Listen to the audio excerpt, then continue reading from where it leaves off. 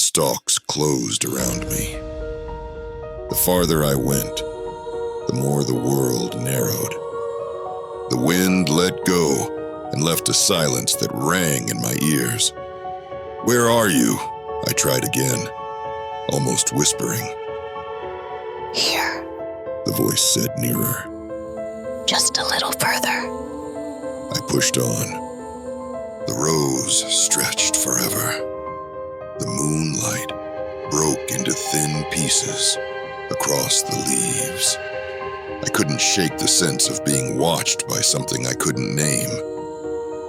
Then the voice came from my left, right beside my ear. "Over here," they said in a soft, intimate whisper. I spun. No one stood there. Only more rose, more shadow. Panic started its slow climb. I backed up too fast and grabbed at the rough leaves to steady myself. I turned to leave. That's when I heard it again. My own voice. "Where are you?" it said. It wasn't an echo. It had my cadence, my hesitation. It came from deeper in the field, like someone wearing my voice had called back to me. Low, growing rumble under narration. Cold moved through me like a wire pulled tight. I didn't wait for another answer. I started for the edge. Quick, then faster, then half running. The rose kept going. The dark pressed closer. Voices woke and went breathy at the edges of hearing. Familiar, unfamiliar. All of them carrying the tone people use when they want you to turn around. Don't leave us, they said in a pleading chorus of distorted whispers. Roots snagged my boots. Dry leaves struck my face. I pushed anyway. The whispers grew until they felt like wind in my skull. Heartbeat thuds begin under narration, growing louder. Then the rose broke open, and I stumbled back onto the road. The corn swayed behind me, as if nothing had happened.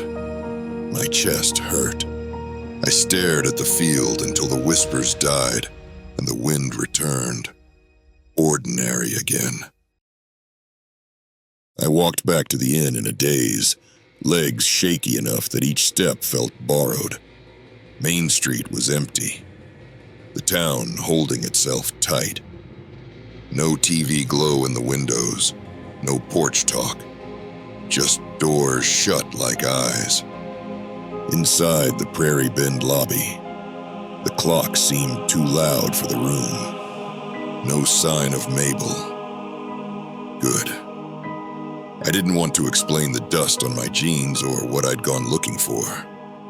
In my room, I locked the door, slid the chain, and stood with my ear against the wood, as if the hallway might breathe. My hands shook when I turned the deadbolt. I tried to make sense of what had happened to the rose, but every thought frayed at the edges. Had I really heard that voice? Had I really heard myself answer? I told myself I'd leave in the morning. Then I lay down and learned how long a night can be when you keep hearing your own name whispered from a place you don't want to picture. Gray light finally seeped through the thin curtains, weak as dishwater. The town felt lighter and hollower at the same time, as if it had been scooped out and set back in the same shape. Leaving still made sense, but questions had their own gravity. I needed a reason for what I'd heard. Bill sat where men like Bill always sit, corner booth at the depot diner, cup cooling in his hands, eyes on nothing. I slid into the opposite seat without asking. "You're still here," he said in a resigned tone, like I'd lost a bet. I went to the fields last night, I told him. Something called me. Then I heard my own voice answer, from deeper in. I said. His face thinned out, the color pulling away like tide leaving mud flats. Then you heard them, the listeners, he said. What are they? I asked. He leaned across the table until the surrounding room fell away. Older than any of us will admit, they don't need you to believe in them. They use what you give them, your words, your sound. Once you speak at night, they get a line on you, he said. Why me? Why now? I asked. Not you, he said. Anybody. You fed him breath. He rubbed at his throat, and I saw it for the first time. A pale, thin seam. The kind of scar you forget you have until it itches in bad weather. They leave things on you even when you can't see them. Some folks come back and don't talk at all. Some talk, but the words sound wrong, like they're rattling around in a house that isn't theirs anymore. Some stand outside when the wind comes up and tilt their heads like they're waiting for roll call. A chill moved through me that had nothing to do with the diner's air conditioning. Is there a way to stop it? I asked. He gave a small laugh that wasn't humor. If there was, we wouldn't be this quiet. Best folks manage as rules. Keep your mouth shut after dark near the rows. Don't answer when the wind tries on your name. Act like the fields end where the fence says they end, he said. The fields feel closer, I said. Am I just jumpy or... You noticed, he said, and winced. They creep a little every year. People pretend it's planting lines, shifting, or memory. Easier than naming it. But it's not imagination.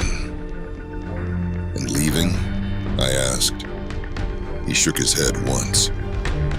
Doesn't travel like a storm, doesn't stay put like a house. It's more like a habit.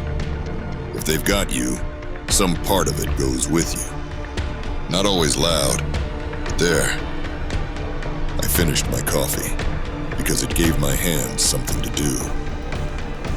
Thank you, I said, and meant it in a way that felt unfair, like I was thanking him for something that had cost him too much. When I stepped outside, the wind had dropped, and the air lay flat. People moved through their morning without voices. Eyes slid to me, and then away, like acknowledging me would start something they couldn't stop. I drove the short loop through town, saw more of the same. It felt like the daylight had rules, too. Act normal. Pretend nights are only for sleeping. Don't talk about the wind. Back at Prairie Bend, the room smelled like mild mildew baked into old curtains. I opened the window a few inches for air and wished I hadn't. The fields lay out there in their practiced patience, and I swore they'd stepped closer, just a pace or two. But close is close when you're counting with nerves. Maybe it was Angle. Maybe it was me. I tried to write. The notebook caught fragments. Mabel's warning. Bill's scar. They learn you. I kept glancing up like I could catch the corn moving with the naked eye. The day dragged. Morning thinned to afternoon without getting warmer. By early evening, the streets had emptied, blinds drawn, porches abandoned. People didn't rush, but they didn't linger. From my window, the fields seemed to breathe in longer pulls. The sun slid down. The clock said 6:45. Shadows stretched across the lot, then up the wall, like they were remembering the shape of the room. A sound came across the fields. Soft, almost nothing. The way you first notice rain on distant pavement. The whispering built in layers, not words at first. Then pieces shaped themselves. My voice. Not a recording, not an echo. My voice saying things I hadn't said. I slammed the window hard enough to buzz the glass, backed away from it, then went straight for my keys. Curiosity had done enough for one trip. Survival could take a turn. I walked the hallway fast, shoes loud in a building that had decided against sound. The lobby was empty. Outside, the whispers slipped around the edges of the building and across the lot like they knew the way. The car coughed, caught, and the engine's normal noise felt like seeing another person after weeks of solitude. I pulled out and took the simplest route out of town, then the next when the first two climbed back to the same intersection. Every turn led me back toward the same black line of corn. Streets wheeled me around like a hand tilting a maze toy. I pushed farther. The houses thinned. The road ahead narrowed to a single line. And then it ended. Not in gravel, not in a fence, just in corn. The fields had stepped into the road and made it theirs. I braked so hard, the seatbelt caught under my ribs. The stalks stirred as if I'd exhaled on them. For a second, I thought figures stood just inside the first row, tall, thin, swaying with the leaves. But any face I tried to find stayed hidden by shadow. The whispers pressed in, through vents, through seams in the door, through the idea of walls. They filled the cabin, crawled up the steering column, nested where my breath should have been. Then I heard footsteps, slow, measured, coming from the corn. I couldn't see who made them. I didn't want to. I turn the key, like I'm praying with my hands, drop the shifter, and do the only thing that feels like a choice. I drive forward. The corn swallows the headlights.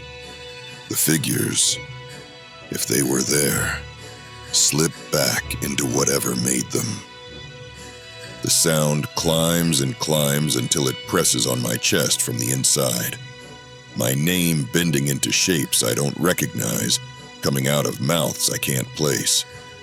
Something tugs, not on the car, but on me. Slack taking up.